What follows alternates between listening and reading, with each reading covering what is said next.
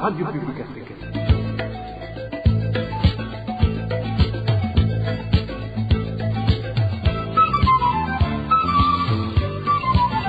Radio Publique Africaine.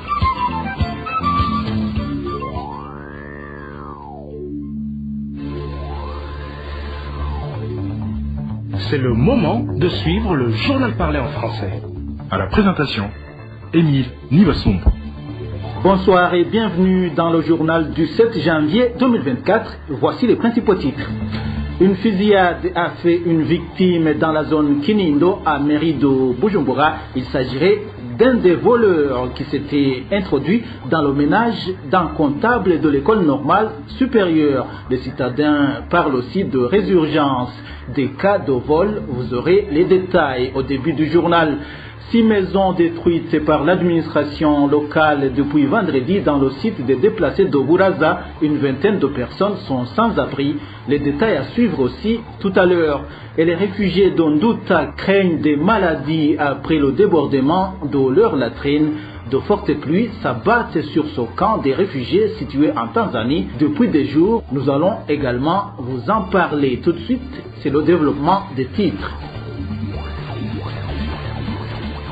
Je vous le disais tantôt, une personne a été tuée, fusillée dans le quartier Oyiwa, c'est dans la zone Kinindo, à mairie de Bujumbura, c'était la nuit dernière. Selon les informations recueillies auprès des sources sur place, il était vers 2h30 lorsqu'un groupe de bandits se sont introduits au domicile d'un certain Eugène Wuhinja, connu sous le sobriquet de Mututsi, comptable à l'école normale supérieure NS.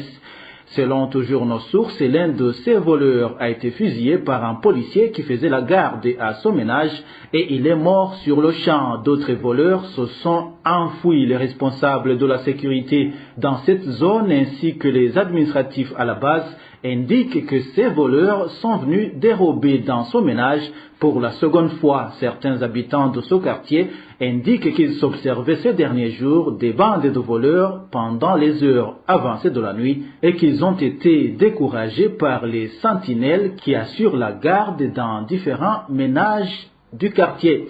Et des cas de vol à main armée observés depuis un certain temps à mairie de Bujumbura inquiètent la population. Selon ces citadins, ces vols seraient organisés par les corps de sécurité et ceux du service national de renseignement. C'est dans la mesure où, jusqu'à présent, le ministère ayant la sécurité dans ses attributions ne s'est pas encore prononcé sur cette situation, alors que certains parmi ces voleurs ont été attrapés. Suivez cet habitant de la mairie de Bujumbura qui s'est confié à la RPA.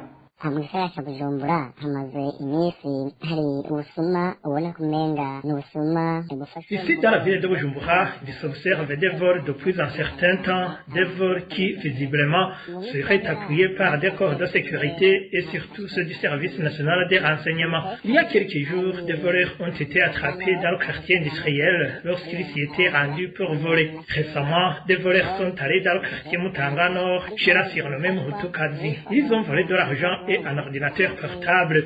Ce jour-là, ils ont été attrapés. Après, sont venus les surnommés Kazungu et Nkoroka, très connus dans des actes d'assassinat et de vol dans le service de renseignement. Ils ont embarqué ces gens, mais jusqu'aujourd'hui, nous ne savons pas la suite.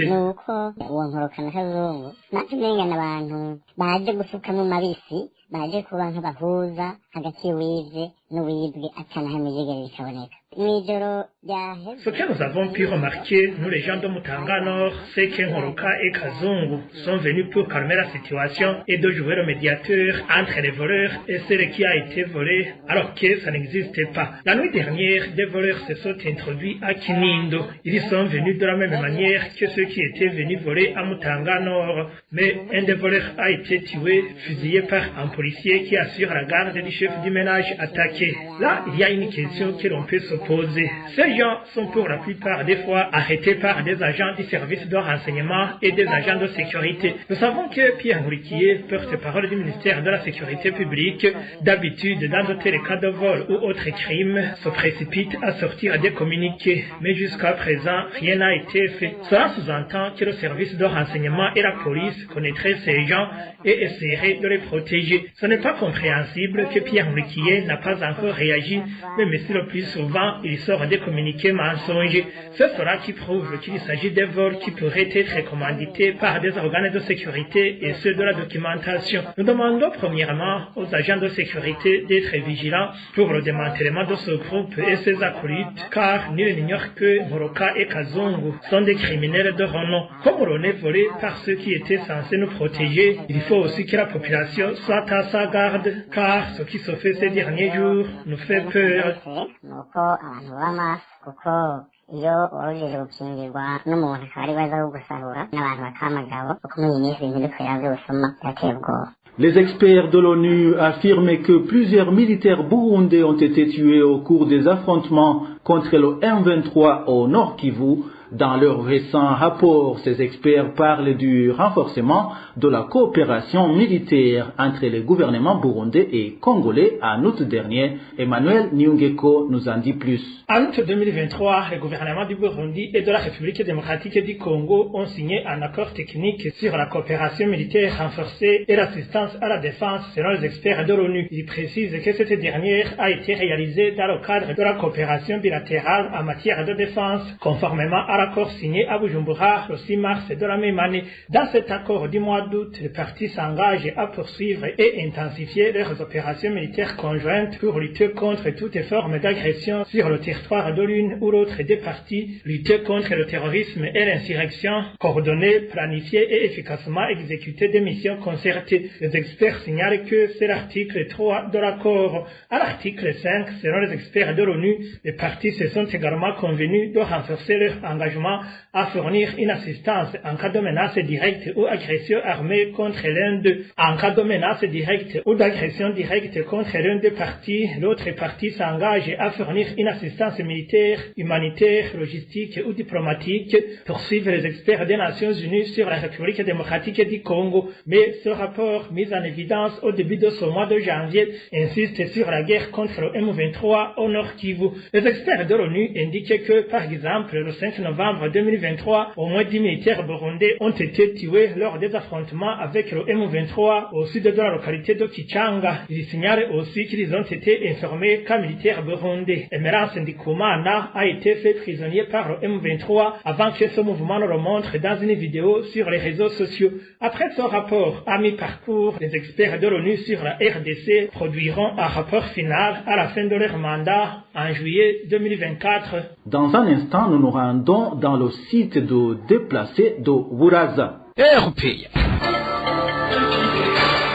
Je vous le disais en titre, il y a destruction méchante des maisons des déplacés du site de Wuraza, situé en province Gitega depuis vendredi. Au moins 6 maisons ont été démolies par des Imbonerakure sur ordre des administratifs, condamnant ainsi une vingtaine de personnes à être sans abri, ce qui ramène à plus de 300 le nombre de déplacés chassés de leur maison en 3 ans seulement. Plus de détails avec Dani Claire, il la trouve. Cette destruction des maisons d'habitation du site de Wuraza était supervisée par le conseil communal permanent nommé Étienne Daïtouayeko. Quant à la main-d'œuvre, elle était uniquement constituée de la milice Imbonerakure de la place, de jeunes qui avaient été rémunérés pour accomplir ces tâches. Une des sources de la RPA vivant dans ce site des déplacés fit savoir que cette persécution ne date pas d'hier, car ça fait au moins 3 ans qu'ils sont malmenés et chassés de leur maison pour soi-disant cause d'intérêt public. Tout a commencé en 2021. À cette époque, il disait qu'il voulait y construire un hôpital. On a écrit plusieurs correspondances au gouverneur de Gitega, mais ils sont toutes restées sans suite. Par contre, quand il est venu superviser la destruction des premières maisons, il a juste dit qu'on ne faisait pas d'omelette sans casser les œufs. Ce jour-là, 30 maisons ont été démolies. Inquiétés par ces paroles et craignant qu'il n'y ait pas de mobile caché, ces déplacés ont fait recours à la Commission nationale des droits de l'homme, laquelle ne leur a été d'aucun secours. Ils nous ont écoutés et sont repartis comme ils étaient venus. Personne n'est retourné chez lui. Certains crèchent chez des amis, d'autres habitent chez leurs beaux-parents. Les familles sont en fait éparpillées, alors qu'ils ne cessent de dire que celui qui désirera retourner sur sa colline bénéficiera d'une maison lui construite par le gouvernement. Même la CNUDH avait appuyé cette proposition de construire des maisons pour ceux qui veulent rentrer. Nous, tout ce qu'on demande, c'est qu'ils respectent leurs engagements et qu'ils nous relocalisent dans un endroit sécurisé. Pour le moment, ces sinistrés se disent et blessés de voir combien ils sont malmenés et peu considérés dans leur propre pays. Surtout qu'aucune autorité ne s'est jamais déplacée pour s'acquérir de la situation et trouver un moyen d'y remédier. Cet habitant de ce site dit également avoir été scandalisé de voir comment ils ont été jetés dans la rue alors qu'on leur avait promis de leur trouver des logements avant le début de ce projet. Les déplacés concernés pour le moment par cette démolition sont ceux qui vivent près du centre de santé de la place et qui occupent une superficie d'environ 2 hectares. Ces derniers demandent au gouvernement, en l'occurrence le président de la République, de les rétablir dans leurs droits et de les considérer comme des citoyens à part entière. À ce propos, la rédaction de la RPA n'a pas pu joindre Étienne Ndaitwayeko, secrétaire permanent de la commune Ewuladza, qui supervisait cette destruction méchante, de même que Désiré Nyongabo, administrateur communal de Ewuladza. Apôtre Moïse Tchongera, représentant légal de l'église Nayote et propriétaire d'une usine macadamia de fabrication de boissons alcoolisées à Rubirizi, c'est dans la commune Mutimbuzi, en province Bujumbura, et locataire de la prison centrale de Mimba depuis ce vendredi. Son emprisonnement serait lié à son refus de donner de l'argent qui lui a été demandé par un Imbonerakure envoyé par des personnes haut placées. Les détails avec Eric Nyonzima. Apôtre Moïse vit dans le quartier Charama et son usine est localisée à Rubirizi. D'après nos sources, un jeune homme membre de la milice Imbonerakure s'est présenté comme un messager des personnes haut placées et lui a dit qu'il doit donner une certaine somme d'argent pour que son usine puisse continuer à fonctionner normalement. Mais puisque l'apôtre est régulier, il a refusé surtout qu'il ne savait pas à qui il a affaire. Selon toujours notre source, cet Imbonerakure lui a demandé d'adhérer à sa proposition au risque de rencontrer des problèmes s'il refusait, mais l'apôtre a continué de refuser puisqu'il ne croyait pas qu'il y a quelqu'un qui peut entraver son développement, surtout qu'il y a 500 employés qui vivent grâce à son usine. Mais la séquestration à l'encontre de Moïse n'a pas tardé. Notre source témoigne.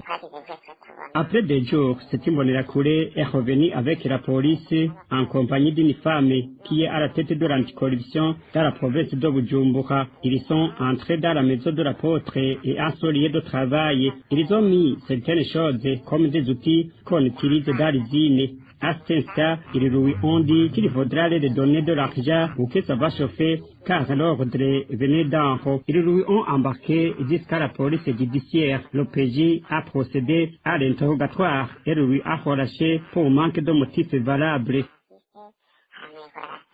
La déstabilisation de l'apôtre Moïse ne s'est pas arrêtée par là, car c'est Imbonerakure qui ne cessait pas de le rappeler que les personnes derrière lui sont très puissantes. Lui a plutôt signalé que ça ne faisait que commencer. Arrivé à la maison, il a été appelé et on lui a signifié que l'ordre venait d'en haut. Son dossier a vite été ouvert. Au parquet, sans même lui donner le temps de s'expliquer, on a procédé à son arrestation ce vendredi. C'est-à-dire que depuis vendredi, il est croupi à la prison centrale de Mimba. Les proches de l'apôtre Moïse, tout comme les membres de la famille, demandent qu'il soit relâché sans condition car il est victime d'une injustice avérée. Différentes opinions réalisent que des situations similaires constituent la cause de l'attarissement des investisseurs étrangers au Burundi car même celui qui prend le courage à demain pour investir au Burundi se voit ses activités perturbées pour lui obliger de donner de l'argent. Il demande en effet à l'administration d'éradiquer cette pratique qui empêche le pays de se développer. La population de la colline Muyira, en zone Muyira, nous sommes dans la commune Kanyosha de la province Bujumbura, alerte à propos d'un poteau d'une ligne électrique à haute tension qui risque de causer des dégâts humains implanté dans un champ d'une des familles de cette colline. Ce poteau en bois est plus vieux qu'il pourrait tomber à moindre coup de vent. La population locale craint le pire. Si c'était le cas, elle réclame l'intervention de l'administration et de la Régie des eaux pour éviter la perte des vies humaines. La rédaction de la RPA n'a pas encore pu joindre les administratifs et les responsables de la Régie des eaux. Dans un instant, nous parlons éducation. Leurs efforts pour le maintien en fonction des bâtiments de l'école fondamentale de Garouni, située sur la colline Nyabungere, zone et commune Bugarama de la province Rumongue, ne sont plus soutenus par l'État. Précision de certains parents des élèves. Après qu'ils ont présenté ce samedi l'état vétuste de cette école, l'un des parents qui s'est confié à la RPA demande au gouvernement de les aider pour la réhabilitation de cette école fondamentale.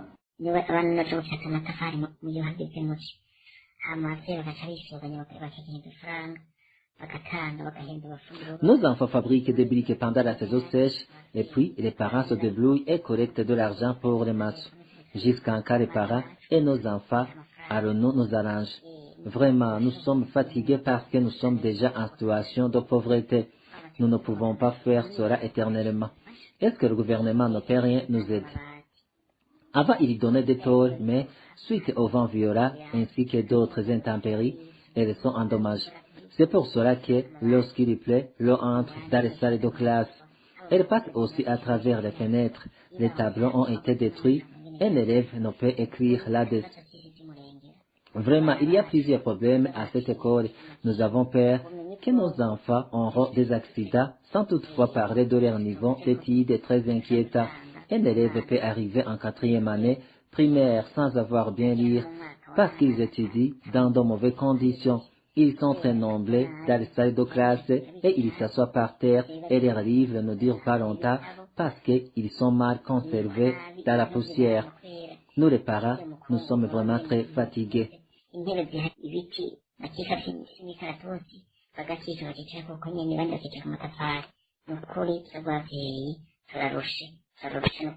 Clôturons cette édition en parlant du débordement des latrines dans le camp des réfugiés d'Onduta situé en Tanzanie suite aux fortes pluies qui s'abattent sur ce camp depuis plusieurs jours. Les réfugiés craignent des maladies des mains sales parce qu'ils n'ont pas le droit de se creuser d'autres latrines. Le point avec Elvis Nyamongere. Elles sont nombreuses les latrines qui ont été inondées au cas des réfugiés d'Onduta en Tanzanie et laissant ainsi les déchets humains débordés à l'air libre, des conséquences de fortes pluies qui s'abattent sur le camp depuis plus d'une semaine. Cette situation fait craindre les maladies des mains sales. Autre chose, il y a risque qu'il y ait apparition des maladies de mains sales ici en Douta. Plusieurs latrines ont été inondées par les eaux de pluie et débordées. Cette situation rend les réfugiés, surtout qu'ils n'ont même pas le droit de se construire d'autres latrines.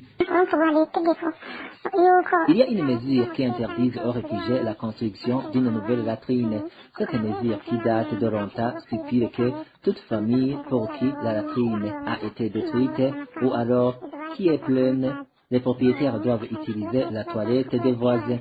Ce qui signifie qu'on trouve une toilette qui est partagée par plus de 3 familles. Cette mesure a été prise par les responsables du camp. Il est à signaler que le camp d'Onduta reste la plus peuplée des réfugiés burundais. Près de 60% des réfugiés burundais en Tanzanie sont dans le camp d'Onduta. Voilà, c'est par ici que nous mettons un point final au journal du 7 janvier 2024. Merci à vous tous qui nous avez suivis à la présentation. C'était Émile Nibasumba. Au revoir.